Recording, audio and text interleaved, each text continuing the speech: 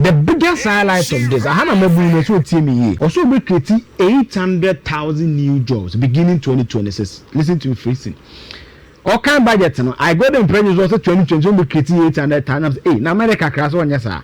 But only in an assignment now called PM Express.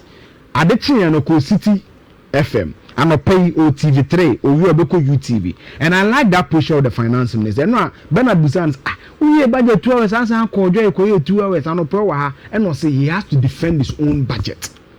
And I like that. Explanation mania so far on this in the 800,000 jobs. And ya 1 year no be create jobs. I buy target to say oil palm. Unsan Ato Forson the budget or call benso. This is the evidence. Or call Benz no could income or say now or person expert view on some of the matters. You could say oil palm ya dear Ghana and target. So a binary target oil palms will be 100,000 hectares of oil palm. Usa Malaysia. You see, say countries that produce oil palm the top 3 countries, Indonesia, Malaysia, Thailand. When you go to Southern America, the leading country is Colombia. When you come to Africa, the leading country is Nigeria. Now, the 100,000 hectares, Southeastern Asia, which is Indonesia, Malaysia, most nipa 3 and a year Jumawo 1 hectare. Palm oil needs to do 5 years and a DNA. So certainly the job cannot be created in 1 year. But on one said because there will be heavy mechanization of these farms, only use an average of 2.5 people per hectare. Into a Hanon Kwano estimate, this will be employing about 250,000. Aluta, is it clear? But me check here, 1 hectare of land is equivalent to 2.5 acres. So meaning that they are trying to cultivate 240,000 acres of palm oil. I look at what personally, it is good. Ghana, a couple of agrarian economy. When it comes to climate, we have what it takes to grow. A band sasia, ye wo in Sasano. Recently, now I'm a to a farm place. Several kilometers I was driving, and you see grass. Yeah. We have that climatological condition again. Obi a wati macho nse mi fra chimesum. A chimesum ye fa kwa bibrim. Ubi kwa na afre nyinam ufi Accra be kuma so adu nyinam abonza signboard so atro ni GOPDC. Aluta time na cocaine into no me nya time ka metro ni nyinam. You can google. GOPDC a Ghana Oil Palm Development Corporation. Omikrum kwaye. Na me na nate ase no ye the board chairman of GOPDC, timi GOPDC. Okay. E ya be no mo ye. Me ma and efra chimesuma wundi go baby a omo ya oil na etimi de ye stew ni bibia no. So I've seen some before. No ma me adwuma wo, I've seen what they can do. It is possible. The only issue here and how the major analysis kakra is the commitment. When you do strategic management, they will tell you that if you want a policy to succeed, right, you need deliberateness. Esa wo sheda. Esa wo sheda. Ghana be oko benso ase edua be yeye. Isi wiji edua be yeye. Ashanti wiji edua be yeye. Ti ade na ban so be die yeye. It is possible. The only thing is that we must be committed. 100,000 hectares no by now be a week kura ye wie. Ejaso ye dia. And again okay bibia manage your call PM Express no. Or say what you are going to do is say what you are interested at. You come with an equity of 30%. Assassin is free. It's a case be a cultivate 10 hectares, which is equivalent to about 24 acres. Assassin, which me can say free, sir. No, the government. So the government will acquire the land. Okay. Then the government will lease the land to the private investor. You share see a car in that period. Now all the 30% beba. Now buying it through Ghana Development Bank (GDB). I'm on 70% loan. Then to a car say so loan or banker. I bet 5 years and some they do the maturity. Interest bear accrue. So they'll give you that soft loan 70% from the Ghana Development Bank. Then you bring 30%. And for me, I don't see how we can do this. Now me show Indonesia example. Indonesia directly and indirectly employs about 14 to 16.5 million people directly through the value chain abenkwa, and they contribute about 6% of their GDP. Yeah, Ghana population, a very youthful population. Exactly. Is the Ghanaian Gen Z, properly so called, why ready to go into palm production? The government can make them can make it attractive for them. You see, as a taste, my basso, needing to need perfume rice now. Oh, you know, perfume rice. And the other man will be a didn't be black chocolate. You need brown ready. Until be black and Barbara Fono will be black and only because I know where they are. So that's why I always come back to deliberateness. Every single government policy, you say, yes. These are Ato Forson on the PhD, yes. Dr. Ampim on a master's degree. These are experts. But you see, it's the deliberate. Because see, these things, they are hard work. They are, and you see, the 5 years will predate Muhammad's regime, or almost 1 year. So it is about that deliberateness. Say, who's a bad boy, me interested or happy because say Ghana ni Juma near Tiapa and say dependency ratio is what. Yes. 2 crimes. Yes. 3 ubi answer hoton. Yes. My successive government. Yeah. Found coach. Yeah. Now no ya Ashanti region or Mompany be yeah nkokon policy. In the elsewhere administration, you rearing for food and jobs. You are planting for food and jobs. Yeah. We buy some my operation feed Ghana. Are we not rehashing launching of policies? Nabaho, it's a make say this policy will predate Mahama. The point I was driving to is that you need the buy-in of the opposition. Okay. It's a 5 year bet. I mean, you have been in 3 years. Yeah. It's 5 years. Okay, Bani, and Tia, my deal, you need me be from Suyanim say, you can't buy my father one, me fupa. Yes. So 250 liberty free win. The next bit also they created 30,000 jobs. No, a true padium beye. Dakar Kumasi Expressway. Okay. This is the video evidence of it. What is it basically? The current Accra Kumasi Highway, Merasha Mufenchamaluta time no dos. 250 kilometers averagely. Yeah. There are 4 bypasses. Ombo Guswaya 4 bypasses. No. But Omo created a new expressway and only a 197.9 kilometers, meaning that it reduces the current Accra Kumasi travel time by 50 kilometers. Meaning you can do Accra Kumasi roughly 2 hours, 2 hours 30 minutes. But it will be heavily towed. Okay. Yet, say, we bet you are talk see, I was so since we bet you tank and as a normal road. No so. Say, which you are to 10 CD, our expressway, maybe a normal road to be a 2 cities. The example you can check and a minute time is the Mombasa Expressway, and there's one in Uganda, you can check it. About of feasibility studies, you know, the financing will be done locally. They will mobilize local financing to do it in 3 years. And Oko City, it's in one movie on Facebook and a question. There's the answer. Oko City FM Benadab, or somebody in 3 years. Mahama will commission this road before he leaves. Now, road on the fat normal Krekumasi with him. We know on what they fat Eastern region out there. So now, Kofa Saman Kese, now Kofa Chimodan, now Befa Alfonse. Kwaso Lake now connected to Kumasi. 197.9 kilometer video no and that Facebook no. It's 3 years and everything. What I was happy about and I say this year they will start from the 30 billion. The catch was a capital expenditure 57 billion this year. This year, yes. 2025. Yes. No, 2026. The budget 2026. What's the catch was a 57 billion for capital expenditure. Out of that, and 30 billion is for road specifically. The most flagships of the big push project is this project, and therefore they will commit some amount from the 30 billion to start this project. According to the finance minister on city, it is for 3 years, and President Mahama will commission it before the year. Most markets. Connectivity, interchange, it may be a Saman corridors and everything to create jobs.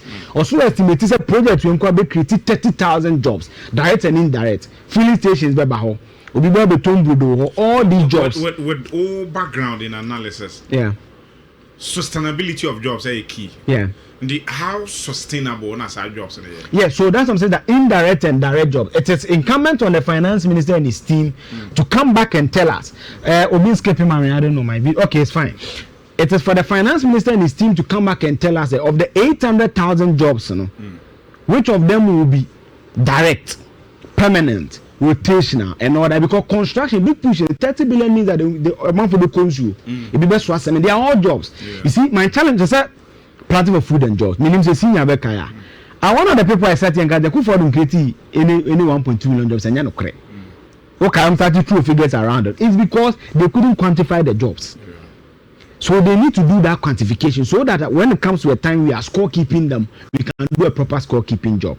For me, the one I was happy about the 4 bypasses to Sino and you know, not on my way. And you see, only to me about because Kumasi is a haven for commerce. Again, Kumasi town importance all the landlord countries, Mali, Niger, Burkina Faso, track be able to takrade and Atemahabono, a mass pass through Kumasi. Intino Kumasi Accra Highway, your friend N6 highway, is a Trans-African route and a route.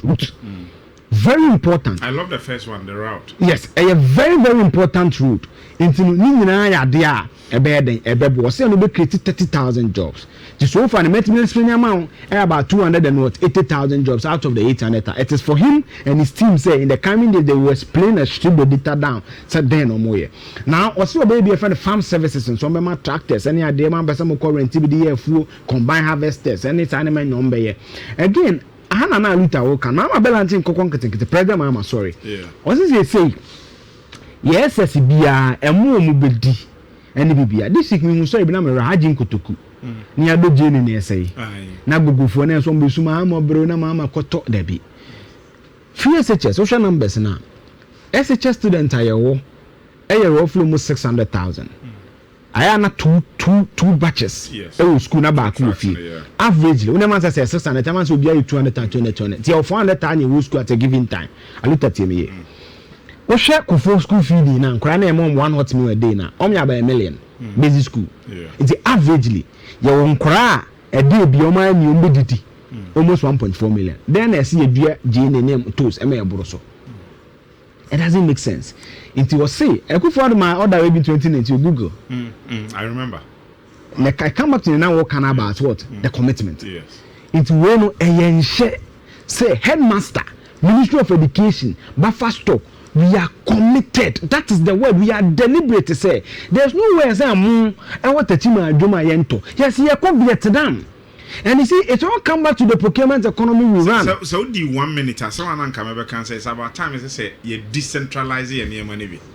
Because what quarter say Sunyana West I me free. Yeah. Now call Domasi Omudo Blue or yes. The engineer say or Domasi secondary school or more can say I was a blue free kind Eba. Commandant. Tomatoes they be able to can on approve. Yes. Not yet where can say so be the team tomatoes free China whatever. Who means here? Or a financier. Your man procurement contract. In the tomatoes there once in and once. You see, Alita here when we are discussing the economy. I had to be because our structural rigidities here. We can do that analysis by common sense. The economic paralysis we are in is likely a common sense problem. Don't you see? They say you be to be every year. And you see, government is the goods and services 13 billion. Yes. Alita, in Taban committee, even 70% of 30 billion, almost 13 billion, almost 10 billion. In Ghana economy, see a to locally made. Only a bay. Share sanitary pad. And no probe. One of the questions I mean, you may be sound. Joby, me a sanitary pad initiative. Now me come crash. What they local materials as sanitary pad that means only 1 year. I'm a US government afano. Yali on the nako US, the nako Kenya to teach people. The kind I tech for in those days. On the plantain be. On the plantain be yes, I did. Anita, what fast I gave ya? Why you Ghana ni? Profit will be Nebiano, or Ghana. Give one and carry one and carry man you. So you even lift the local community of Nkawie to a certain level. That is what we must do. And increase money in circulation. Sika war man no cost. But your man's answer one economics, one common sense. Again, Abansan say because of time, was about fast or gladness, a near bush or yes, and the 200 million koto. Young counties can no kotonesa. Again, Abansan say, VAT. Now VAT there 21.9%. Abansan what so about 20%. Good for business. First, now VAT unya 200,000 cedis. I say declare VAT. Say or say we cancel no, or they cost 750,000. So that businesses will have a bit of space, expand and employ people. This is a good thing. And we don't have figure as well. It is largely for germinating businesses. Yes, germinating businesses. So it's good. Yes, more to me that they say a man to cry ya broso. We and so I'm a bit of issue. I'm out from team ye. You see, common common sense if you are not. Let me give you a typical example. Me too for Ukrum constituency. Me 4 years with K University and I'm at roughly 37 years, so I know the constituency. Yeah, agenda 111. Okay, some be kind because say let's finish all the hospitals and water system before we touch agenda 111 because they need dedicated source of fund. Yamte any acquire any ebeye largely procurement benefit. Shade. When say KNS teaching hospital no for Ukrum. So you say KNS hospital for Ukrum. Between KNS hospital and Wall of Cable Dino, Eko me baby agenda just about 9-10 kilometers. And what Kibram, we saw Kibram. Yeah, the bay $15.4 million in the share Kokobin and Kibran. And only a roughly 100 bed, we 800 bed. Aluta, commonsensically, where should we have channeled our energy? As a Kremampong, only district hospital. What is the proximity? Since we first into a Tier 1 as a Kremampong. They can even come to KNUST teaching hospital, which is a bigger facility. Ejeso can come to that facility. Kwaso, Praso, they are on the same stretch. Any acquire agenda 111. Abanso so by 6 regional hospitals. I'm not saying that the district hospital has the same strength like a regional hospital. I'm not saying that. I know very well there are differences. Cheap compound or clinic or district hospital, they are not the same. But Aluta me say, can we agenda 111 na region ni be peda ba akuma, which was even the promise of this government. So obe continue those projects as answer me start you go akwa Aluta 6 new regional hospitals no you will be la la jina you can't come into the mbugu ye bisi na la for new hospital it will menya ka 600 million na ye di kosi 6 regional hospitals no na za ba 100 million you feel because we say we allocated 49 million to upgrade 7 regional hospitals and provide enhanced material blah blah blah and we are committing 100 million to complete 10 agenda 1 meaning say simple math we divide it by and say 10 million for 1 agenda 1 hospital 100 million for 1 regional hospitals and upgrade what 7 regional hospitals by 79 million Alita can the 100 million you can meaning that you can complete about 70 agenda 111. Yes. Simple math or say to you. Government has allocated 600 million to construct 3 new regional hospitals, 3 new, so 200 million actually. And I weigh 100 million for 10. So 10 million per one. Why don't we add this? We are. See, we say we have region, maybe a modern regional to maybe a bakubia. We are penjamuka krama. Yeah.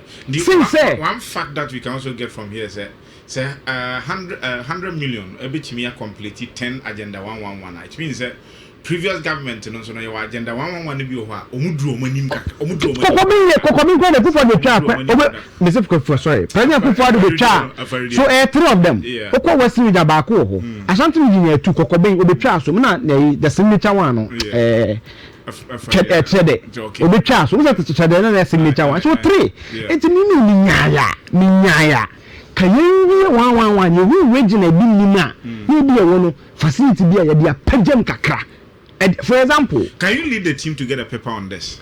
Oh, I can do it. Yes. I can do it. So, for example, so we presented. For example, in Kari area, we are for a military hospital, 500 bed. They don't need a regional hospital. Yeah. They don't need a regional hospital. Again, Ashanti region, yesterday, minimum maha. So we are also maybe na confirm not 500 bed. We say we are supposed to be our Ashanti regional hospital, and then you go no. It's equivalent is like Ridge Hospital. Also baby. MPP are there. Try kwan for not Syria Junction. There was an issue. You kwan for Wisconsin or go trust to go just for the say they are not handing over.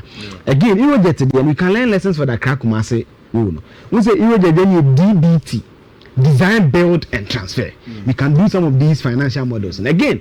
Kidney or Hanobia Basia, dialysis, heart tissues, hypertension. By and so, I commit to 2.3 billion for NCDs, non-communicable diseases through the Mahama care. Again, I deal with so Maka Aluta. Yes, I'm between almost $1 billion for nursing and teacher training allowances. Let me do some common sense mass here. Me catch say, oh, I proved it here before. 2016 GTech report. One of the things is that I don't do it in Windows. I'll give you my sources. If I pick this data, GTech, they announced the admission ratios of every tertiary institution. Mohammed Charles IDM 2015 enrollment increased. That tells you clearly, say, People don't need motivation to go for teacher training or nursing training allowances. Nursing training schools. You have 3 badges of nurses with a 2 badge certificate. So why do you have to motivate people to go to school and come and sit home? We are spending almost $1 billion. Let me give you an example. Many are looking at the school SHS. School University. Many what tell me, I buy some encourage student room, Mr. Tiajuma or a benchmark against me Senate. But the corner is to buy some quarter be 500 Ghana cedi. Does it make sense? First, that's the first question. Think about it. Many women the core SHS. You know here for. You man no be. Many back University. Many pebesen. Some encourage student room. Till the Yaduma multimedia. Senate na meet you no. Near the atete kana mede no. Who do go teacher training? Say am free money. Does it make sense? 2. 1 billion. And then the anchor say the 10% equal come budget of student loan specifically for nursing training allowances. Why will it be? Koje, unzu here you senate then atete. Yenfa 40% and complete hospitals in Mamu. Yenfa 50% and your financial clearance. Now, it will plow back. A simple economics. 50% in it, your finance in Eduma, 1, which you Senate taxes. 268 billion now by the generating Senate revenue. Okay, Nipano or Tejusu. You don't have to take hospital. I can't Senate here from where I'm coming from. I said, Oditi 2 so come. Exactly. Or Tejusu. And about K University Hospital. Obefaka, we pay indirect taxes. Obedu K Hospital, no water vena bottle water. Obetu taxes. Water manene muni bi, we pay indirect taxes. So this person multiplying effect. So this person is viable. And to teach any nurse na we pay 4 million na dey man kakran na oji ya na wedi no. And say when you aduma dada wo yes sika ba wonsem dey na ruteye. That is what you must look at, and that is why I come back to the concluding part of my statement. Say prudence in expenditure. Hey, this is our scorecard. They call IMF 17 times. In our history, only 2 presidents pen and IMF. Kwame Nkrumah and IK champion. Alutahe, the first time we acquired IMF, you overthrew Nkrumah 3 months before IMF, May 1960s is the first time we went there. So look at the history. Every single government in the 4th Republican dispensation has gone to IMF. MPPD anyhow. Into where 16, 1, 2, 3, 4, 5, 6, 7, 8, 9, 10, 11, 12, 13, 14, 15, 16, 17 times, including 2020 acquiring. 2021. Yeah, the extensions cry, you know, more than the 17. Yes. Yeah. It tells you, say, 4 concluding remarks on the budget. Whatever the IMF brings when they come to our house, Nana the Papa, eh? 2017-2019, Kufuor recorded single digit inflation to the point of 7.1. Your growth was better. But a little said Jiguye. Okay, baby, Jiguye. Can a frater do what you be a sin in some? Now, I didn't tell you, you know, check out town white. Okay. Your 2 names, so we can manage you can Jiguye. I am a bit free in May 2026. Ako aluta no mo de ba ye bia yetimi aya ye de ayo man na ye de mama abas 8 indices amese anunti Ato Forson ya de no. Let's do it. 2 aluta fiscal discipline. Yes, fiscal discipline. Sameji 100 cedis a me the way I see board you say fiscal we no because e kasika ho 70 no. Some fiscal we no FISCAL. Yes, but not the PH one. Yes. You see, the fiscal discipline you need, I look at me 5 times multimedia. The journey on Facebook, a picture now. Yes. What is the next come up? Oh, me say you can get part in 1 month in economy starting news dive here, eh? I look at her there. Me 5 times multimedia. I can choose to order food. Yeah. Oh, delivery, oh no, you multimedia. We track when my traffic light was 70, 80. But at the age, I'm over 30. I need to ask myself, more baby da. More carry the Mikoba. See, from the Mamma Kuapu BBS, if you are Biako. I look at that here. So you put all of that on the table, then you make prudent decision, prudent and answer decision. Jinaya, we see a dream room. Alita, let this use and swap. Ato Forson can cut a lot of things and so use the 268 billion. Non, just supplement to be a. Meeting where your frown emphasis is what you zoom. President Combo Yenteso Yempe STCB, Omo ya campaign on the bus, Nekunu, Young from USTC president, the number 1 gentleman and the vice on the convoy. Ministers will be entering Basim. Okay. No mudi the chi. Omo back recommends your mumfa kwan ni subi. No mumu senior. And you see, the third bit for me, Aluta, is invest in productive sectors of the economy. Aluta, yen kwaje besia. Go near bay. Na kwaje besia. Oh, kwa here. Mini GBP, ye kwashe Royal Saint, maje 5,000. Yes, I'm wrapping up. Menyam prompting. There be. But I mean 5,000 and say, assassin dia beda domina. Yes. No 30. Me the 5 ne so assassin. Aluta, dey na me ton assassin German krata and by next month no. Yeah, they na assassin e kosro. So you invest in productive sectors of the economy and that include 100,000 hectares na me kan ye no. Aben faso wo so. The evidence abounds in Malaysia, in Indonesia. Let's be committed to it. To Sadia. And the fourth one, a chrono. Ato Forson so by the car, the money is 64. See, hey, but I'm 1 minute, I mean, we producer. And I'll say, catch it or the engineer is kind of 64 year. I pass it through all the process. If you're a contractor, MMBC in a sign, regional minister sign, road minister sign, finance minister so sign, I could Bank of Ghana is the sky you between. I'm not there, the engineer to chip. Auditor General, I approve 47 there and no credit. I see it your way. 8 billion BDA. I could see him because he could then call that a bit my and a credit into me and a crowing additional document. 10 billion there. Or say a fraud dream where Tom Kura will disallow. Listen to me carefully. How did the 10 million go through all the process to the Bank of Ghana? I will be to your scan. How did it happen? Because at time NDC co-position in 2016, na new patriotic party take. On mobile, the same thing, yeah. Nipa ba kwa me ni din komo pa Kusibuafo. Yeah. And I think he's in Kumasi. Yeah.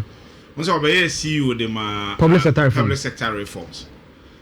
He told me on air, I will be at here, say, even contractors in came to him. Say, Omusika, Omo Tetiso. Say, that time our document say a binder the neka 2 billion. Maybe I say, oh, dear, Mama 1.5 and Mama 1 billion magic. The idea, you know, as a area care, the you see, Aluta, the problem I have with Ghanaian leaders is that. Okay, Sana, and one police at channel. That's the point. How comes a binder 2 billion? I'm who from by as well, they about 1.5. What? Then I'm watching. I looked at you. So, and yet on no buy no bear what the turbines assign you 10 billion. You know what 10 billion can do for this economy? Media, because development in our coin. Ghana road in Ghana, for a year no, 30 billion. Yet the nearly 30% of them Kia chrono. You pay you behind 10 billion.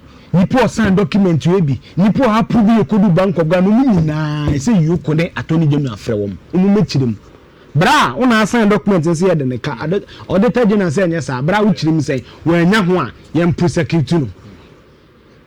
So this is my full solution. I'm not just critical, I'm saying that fiscal discipline, invest in productive sectors of the economy, produce what you eat, consume what you eat, and prosecute financial crimes. Eugene, me da se anopai